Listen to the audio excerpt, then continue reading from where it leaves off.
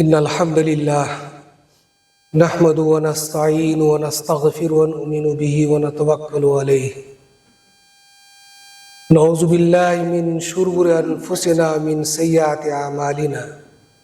من يهد الله فلا مضل له ومن يضلل فلا هادي له ونشهد أن لا إله إلا الله وحده لا شريك له ونشهد أن محمدا عبده ورسوله أرسله بالحق بشيرا ونذيرا بين يدي الساعة ومن يطع الله ورسوله فقد فاز فوزا عظيما إن خير الكلام كلام الله وشر الأمور محدثاتها وكل محدثة بدعة وكل بدعة ضلالة وكل ضلالة في النار فقد قال الله تعالى في القرآن المجيد أعوذ بالله من الشيطان الرجيم بسم الله الرحمن الرحيم لا تجعل مع الله إلها آخر فتقعد مذموما مخذولا وقضى ربك ألا تعبدوا إلا إياه وبالوالدين إحسانا وإما يبلغن عندك الكبر أحدهما أو كلاهما فلا تقل لهما أف ولا تنهرهما وقل لهما قولا كريما واخفض لهما جناح الذل من الرحمة وقل رب ارحمهما كما ربياني صغيرا ربكم عالم بما في نفوسكم إن تكونوا صالحين فإنه كان للأوابين غفورا وآت ذا القربى حقه والمسكين وابن السبيل ولا تبذر تبذيرا إن المبذرين كانوا إخوان الشياطين وكان الشيطان لربه كفورا وإما تعرضن عنهم ابتغاء رحمة من ربك ترجوها فقل لهما قولا ميسورا ولا تجعل يدك مغلولة إلى عنقك ولا تبسطها كل البسط فتقعد ملوما محسورا إن ربك يبسط الرزق لمن يشاء يقدر إنه كان بعباده خبيرا بصيرا صدق اللہ العظیم۔ محترم و معزز دینی بھائیوں، نوجوان ساتھیوں، اللہ رب العالمین کا ہم اور آپ شکر بجا لائیں جس اللہ نے ہمیں اور آپ کو سارے مخلوق میں سب سے بہتر مخلوق بنایا اور پھر ہمیں دین اسلام کی طرف ہدایت دی، ایمان کی دولت ہمیں اور آپ کو عطا کیا۔ اللہ کے شکر اور احسان، اللہ کی حمد و ثناء کے بعد پیارے نبی صلی اللہ علیہ وسلم پہ ہم درود و سلام بھیجے، جن کے ذریعے سے ہم اور آپ آج مسلمان ہوئے اور اسلام میں داخل ہوئے، مومن ہم کہلائے۔ اللہم صلی علی محمد وعلی آل محمد کما صلیت علی ابراہیم وعلی آل ابراہیم انکا حمید مجید۔ اللہم بارک علی محمد وعلی آل محمد کما بارکت علی ابراہیم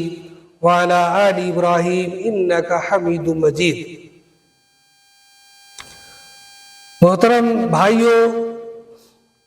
سورہ بنی اسرائیل یا سورہ اسراء، کہ کچھ آیتوں کی تلاوت آپ کے سامنے میں نے ابھی کی ہے۔ یہ وہ آیتیں ہیں جس میں اللہ تبارک تعالیٰ نے ہمیں اخلاقی تعلیم دی ہے، اور ان آیتوں میں بتایا گیا کہ اللہ تبارک تعالیٰ کا حق جہاں پہ ہمارے اوپر ہے، وہیں پہ اللہ تبارک تعالیٰ کے بندوں کے حقوق بھی ہمارے اوپر لازم آتے ہیں، ہمارے اوپر واجب ہوتے ہیں۔ ان حقوق کی ادائیگی بھی ہمارے دین اور ہمارے ایمان کا ایک حصہ ہے۔ اسی طرح سے اخلاقی تعلیم، معاشرتی تعلیم، معاملات، ان چیزوں کا جو ہے ان آیتوں میں ہمیں رہنمائی کی گئی ہے،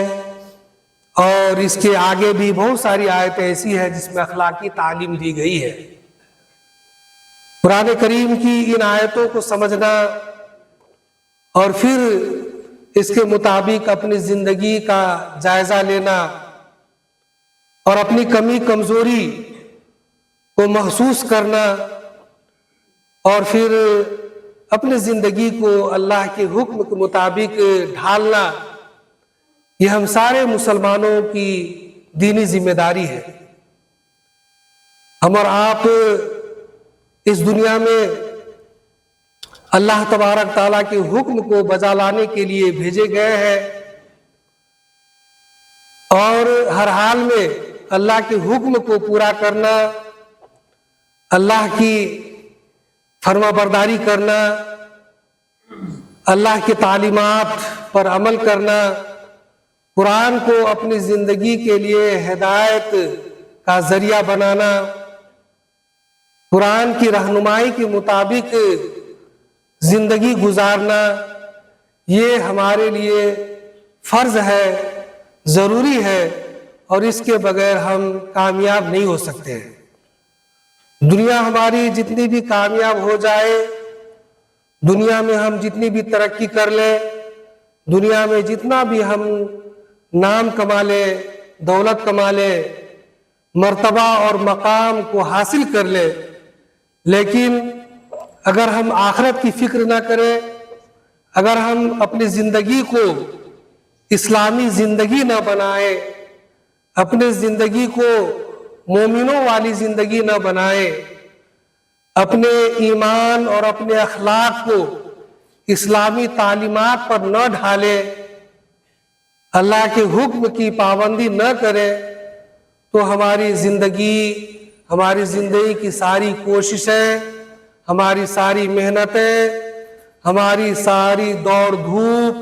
ہمارا سارا مال اور ساری دولت، یہ سب کے سب بیکار ہے، اور یہ کچھ کام آنے والے نہیں ہوں گے۔ میرے محترم بزرگوں اور بھائیوں، قرآن کریم کی آیتوں کو سمجھنا اور پھر اس کے لحاظ سے ہمیں اپنی انفرادی زندگی، اپنے گھریلو زندگی، اپنے سماجی زندگی کو بنانا اور سماج میں اپنے آپ کو ایک اچھا مومن کہلانا، یہ ہمارے لیے نہایت ہی ضروری ہے، کیونکہ ہم اور آپ جانتے ہیں کہ ہمارا دین اسلام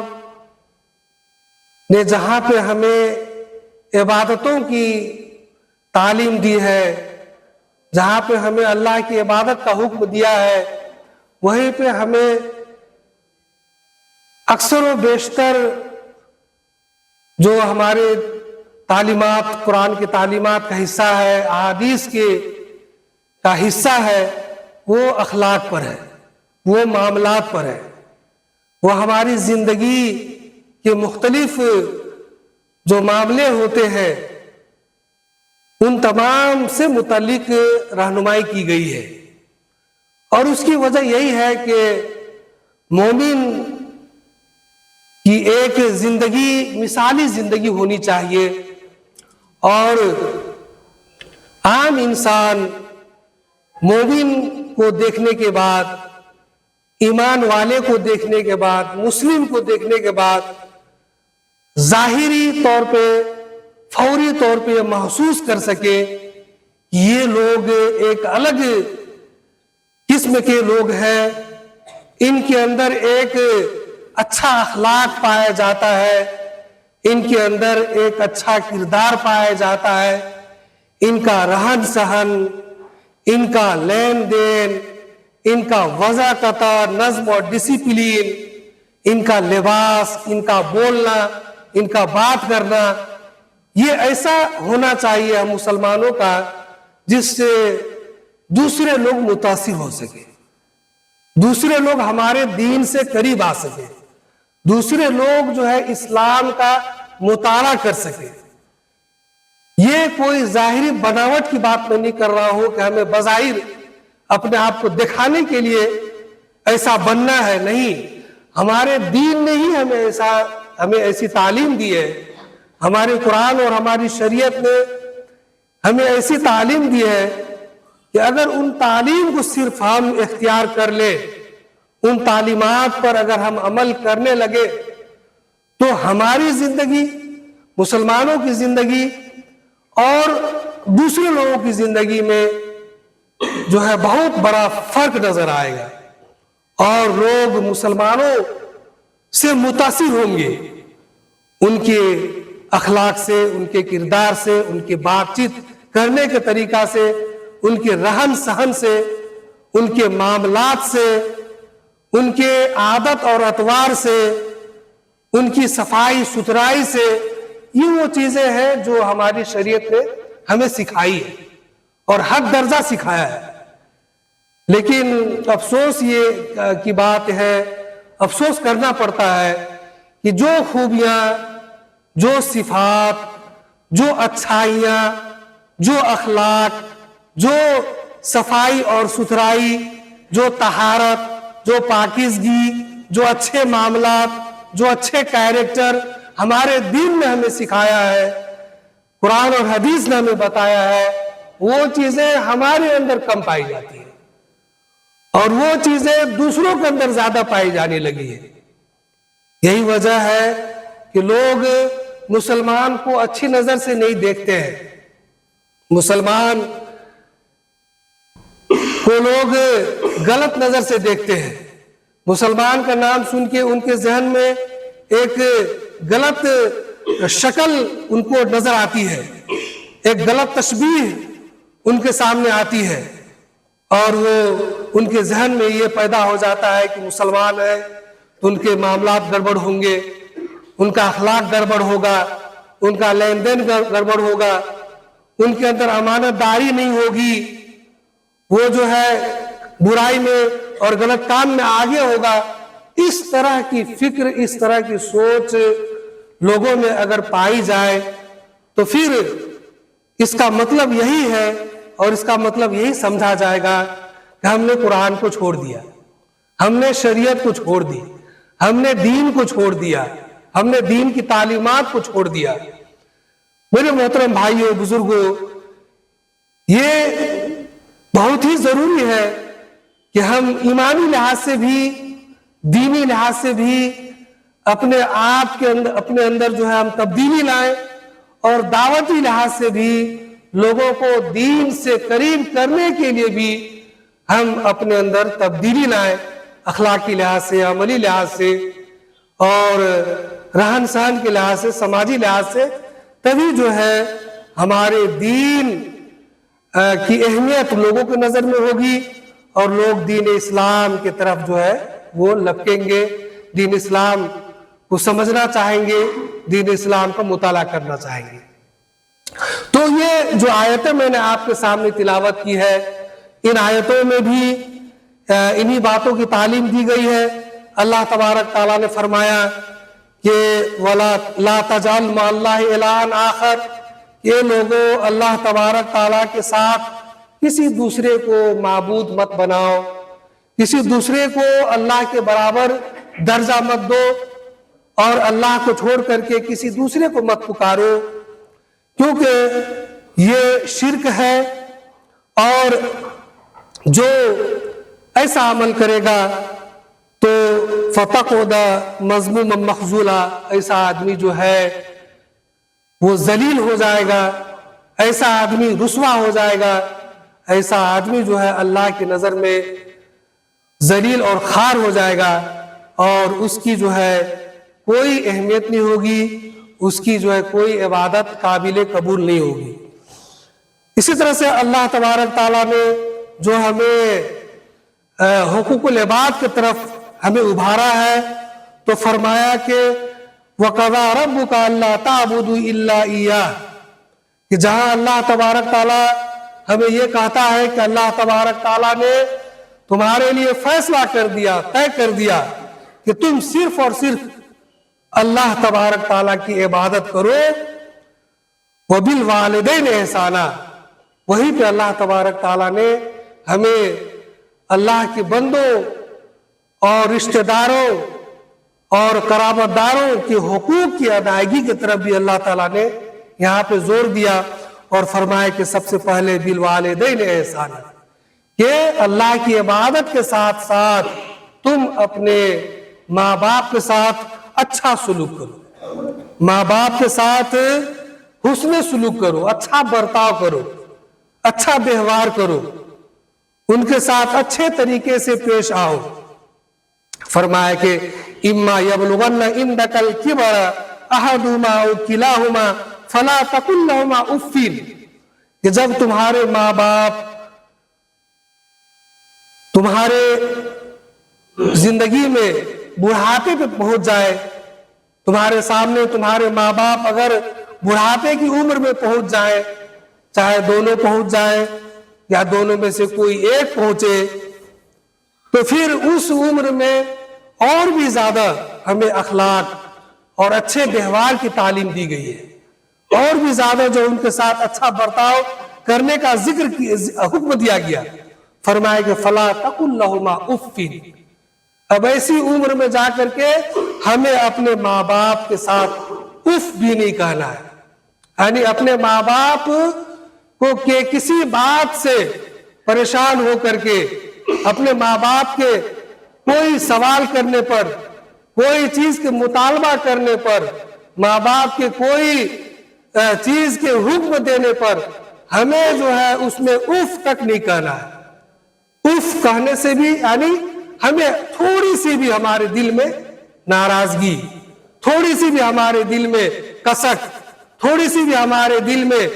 ان کے تعلق سے جو ہے سختی، یہ نہیں ہونی چاہیے۔ اسی لیے اللہ تعالیٰ نے فرمایا کہ ماں باپ جب کچھ کہے تو تمہیں خراب بھی لگے تو اس وقت اس میں تم کو اف بھی نہیں کہنا ہے، او کا لفظ بھی استعمال نہیں کرنا ہے۔ یہ تعلیم جو ہے ہماری شریعت نے ہمیں دی ہے۔ اب ہم اور آپ جائزہ لیں کہ کیا ہم اس کے مطابق اتر رہے ہیں؟ کیا ہمارا تعلق اپنے ماں باپ سے اس طرح کا ہے؟ کیا اپنے ماں باپ کے ساتھ ہم اتنا اچھا اخلاق سے پیش آ رہے ہیں؟ اگر نہیں آ رہے ہیں تو گویا کہ ہم قرآن کے حکم کی خلاف ورزی کر رہے ہیں۔ میرے محترم بھائیوں، آپ دیکھیں کہ جو ہمارے دین کے اندر یہی خوبی کی وجہ سے ماں باپ کے اندر، ماں باپ کے ساتھ ایک عزت اور احترام کا ابھی بھی جو رویہ ہمارے دین میں ہے وہ دوسرے دین میں نہیں پایا جاتا ہے۔ دوسرے دین میں جو ہے، اس کو نہیں ہوتا، بند کر دیجیے، دعا لگ رہا ہوں۔ دوسرے مذہب میں ہم دیکھتے ہیں کہ لوگ، بہت سارے لوگ اپنے ماں باپ کو آخری عمر میں جو ہے اولڈ ہاؤس میں بھیج دیتے ہیں، وردھا آشرم میں بھیج دیتے ہیں، گھر سے ان کو نکال دیتے ہیں، ان کو بوجھ محسوس کرتے ہوئے، ان کی پریشانی کو نہیں جھیلنے کے لیے، ان کی پریشانی سے بچنے کے لیے بوڑھے ماں باپ کو وہ بھاڑے پہ دوسرے جگہ رکھ دیتے ہیں اور پیسہ دے کر کے انہیں جو ہے دوسری جگہ زندگی گزارنے پر مجبور کر دیتے ہیں۔ لیکن ہمارے دین کی یہ بہت بڑی خوبی ہے، یہ ہمارے دین کے لیے، لوگوں کے لیے ایک میسج ہے۔ جو عام لوگ ہیں وہ اس میسج سے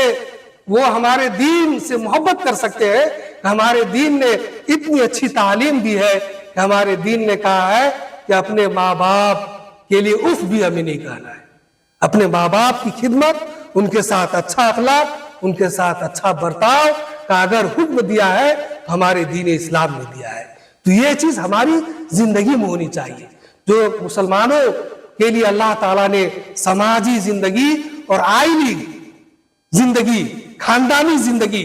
کی جو تعلیم ہے ہمارے دین میں، وہ کسی اور دین میں نہیں پایا جاتا ہے. ماں باپ کے ساتھ تعلق، بھائی بہن کے ساتھ تعلق، شوہر بیوی کے ساتھ تعلق، آپس میں خاندانی نظام، اتنا اچھا سسٹم بنایا گیا دین اسلام میں، وہ سسٹم کسی اور جگہ نہیں پایا جاتا ہے. تو یہ ہماری زندگی میں داخل ہونی چاہیے تاکہ اس کے ذریعے سے ہمارے دین کی مثال لوگ بیان کر سکیں اور ہمارے دین سے محبت کر سکیں. فرمایا کہ وَقُلْ لَهُمَا قَوْلًا كَرِيمًا، ان سے اچھی طرح سے بات کرنا ہے ماں باپ کے ساتھ. وَاخْفِضْ لَهُمَا جَنَاحَ الذُّلِّ مِنَ الرَّحْمَةِ، اور ماں باپ کے لیے بڑھاپے کے عالم میں اپنے پر کو پھیلا دینا ہے. ماں باپ کے لیے جو ہے ماں باپ کی محبت میں اللہ تعالیٰ فرماتا ہے ماں باپ کی محبت، ماں باپ کی قربانیوں کی وجہ سے، ماں باپ کی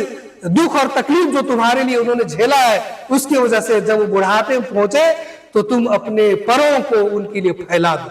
یعنی ان کے لیے جو ہے اپنی ہر طرح کی محبت اور اخلاق اور اپنی قربانیوں کو پیش کرو. وَلَا تَنْهَرْهُمَا، انہیں ڈانٹو نہیں. وَقُلْ رَبِّ ارْحَمْهُمَا كَمَا رَبَّيَانِي صَغِيرًا، اور یہ اس وقت تم ان کہو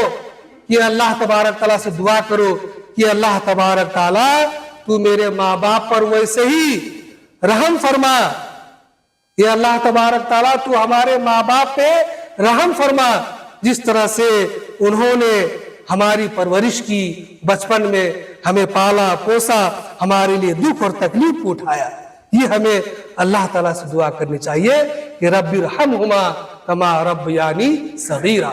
کہ اللہ تعالیٰ ہمارے ماں باپ پہ رحم فرما جس طرح سے انہوں نے ہمارے لیے پریشانی اٹھائی تھی. یہ تعلیم ہمارے دین نے ہمیں دیا ہے. ربکم عالم ما فی نفوسکم، اللہ تعالیٰ تمہارے دلوں کے حال کو جانتا ہے. ان تکونوا صالحین فإنہ کان للأوابین غفورا، اگر تم نیک ہوگے، اگر ماں باپ کے ساتھ تم اچھا سلوک کرو گے، تم نیک انسان ہوگے، تو اللہ تبارک تعالیٰ جان لو کہ اللہ تبارک تعالیٰ نیک لوگوں کو معاف کرنے والا ہوتا ہے اور نیک لوگوں سے اللہ تعالیٰ محبت کرتا ہے.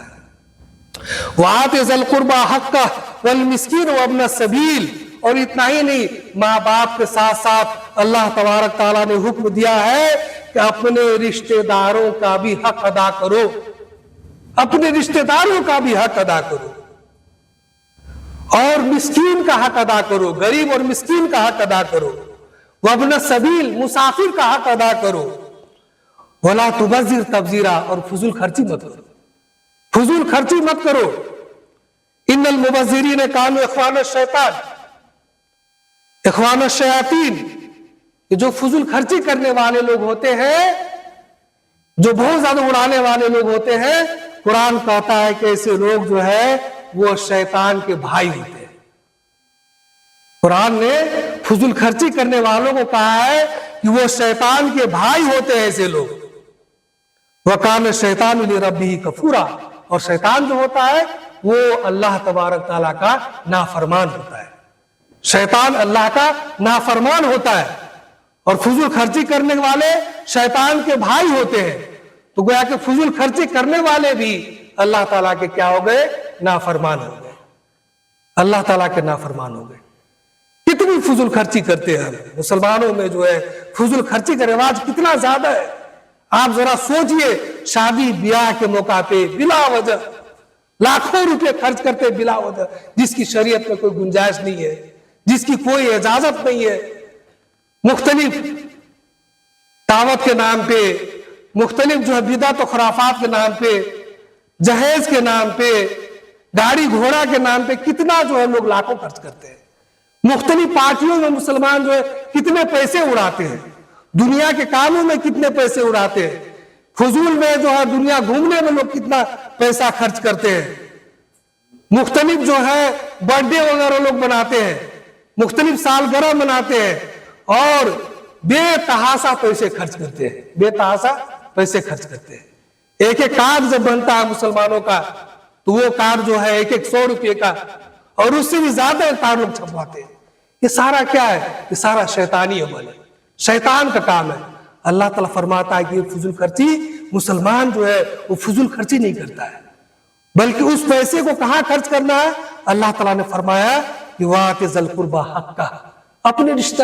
رشتہ داروں کا حق ادا کرو، رشتہ داروں میں خرچ کرو. تمہاری بہن پریشان ہے، کہیں پر پریشانی کی زندگی گزار رہی ہے،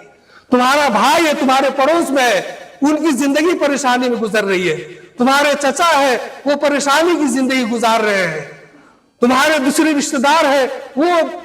کھانے کے لیے پریشان ہے، ان کے پاس گھر نہیں ہے، ان کے پاس جو ہے رہنے کی اور پہننے کے کپڑے نہیں ہے، اور تم جو اپنے پیسے کو فضول کاموں میں اڑا رہے ہو. تو اپنے رشتہ داروں میں اللہ تعالیٰ نے حکم دیا کہ رشتہ داروں میں خرچ کرو، مسکینوں پر غریبوں پر خرچ کرو اور مسافروں کی مدد کرو، لیکن پیسے کو جو ہے برباد مت کرو، کیونکہ پیسے کو برباد کرنے والا یہ شیطان کا بھائی ہوتا ہے، شیطان کے بھائی، اور شیطان جو ہے وہ اللہ کا نافرمان ہوتا ہے. اور اللہ تبارک تعالیٰ نے ہمیں یہ حکم دیا کہ وَلَا تَجْعَلْ يَدَكَ مَغْلُولَةً إِلَىٰ عُنُقِكَ وَلَا تَبْسُطْهَا كُلَّ الْبَسْطِ، ہاتھ کو اپنے